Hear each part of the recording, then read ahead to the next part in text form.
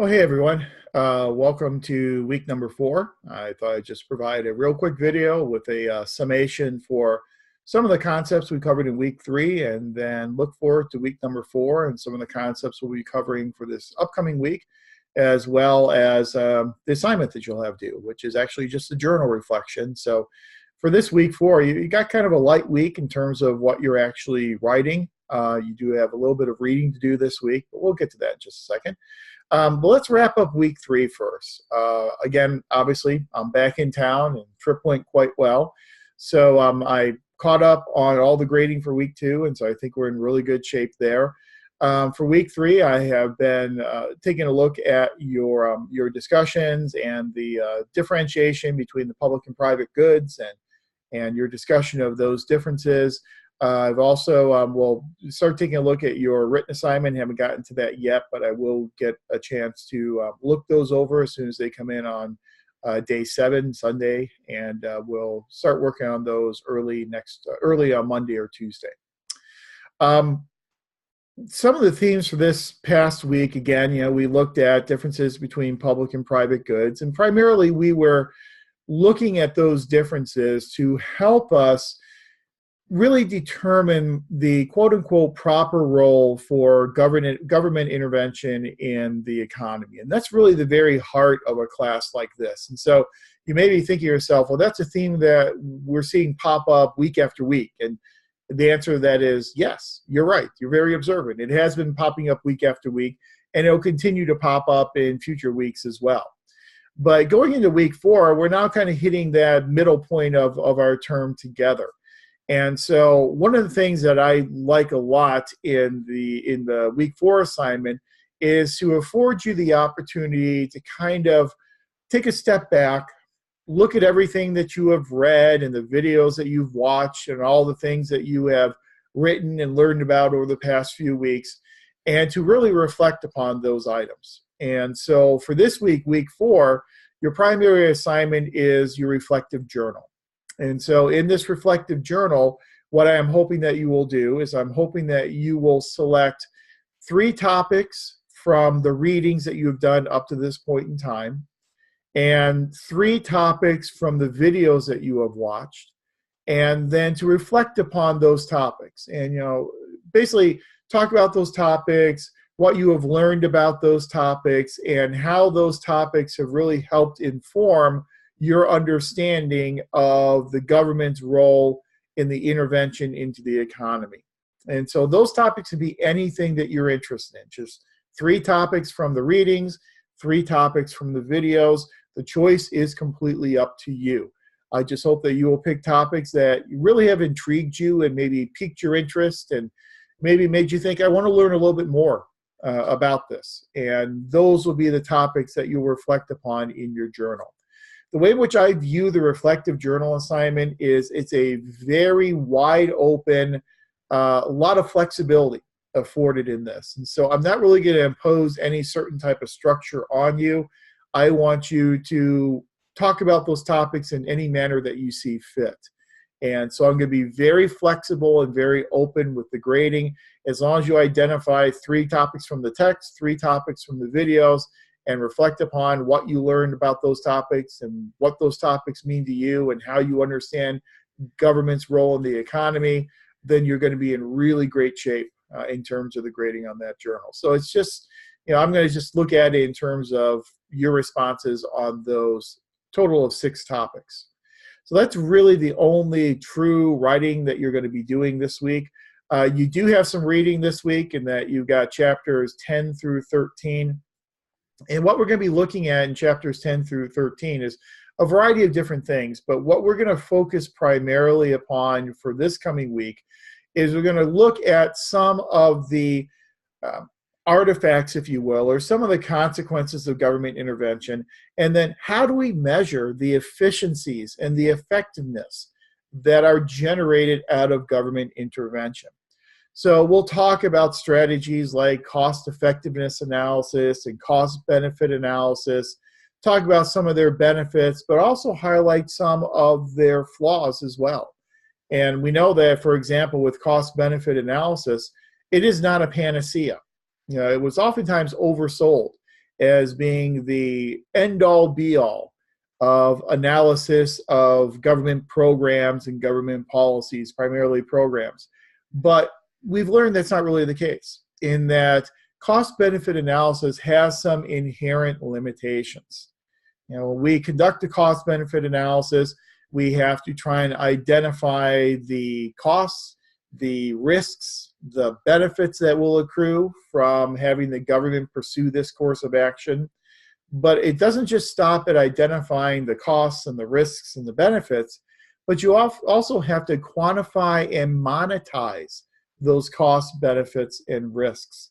That is what is inherently difficult in something like cost-benefit analysis. How do we put a dollar figure on things like quality of life as a benefit? How do we put a dollar value on the value of a human life if this is a program that is meant to reduce fatalities, perhaps reduce drunk driving fatalities or something like that? How do we actually monetize that? Now, folks in the insurance world will tell us they've got that down pat. They'll say, we have amortization tables. And so we can put the dollar value on a human life by looking at how old the person is and what type of job that person does, what their earning potential is over the remainder of their anticipated lifespan, how many people are dependent upon them in terms of their family size. So insurance agents will tell us there are ways in which you can put the dollar value on a human life. I think most of us would agree that those types of amortization tables are woefully insufficient. Just taking into account the biological value of a human being is certainly just a fraction of what a human being is. It doesn't take into account the soul of that person. It doesn't take into account, the impacts that person has on people around them through, how they testify, through how they live their life. And it's difficult to take that into account and actually put a dollar value on those aspects of a human life. So cost-benefit analysis is a good supplemental tool that we will talk about this week in week 4, but it is not solely sufficient for making determinations about what programs and projects government should fund and just how extensive government intervention should be.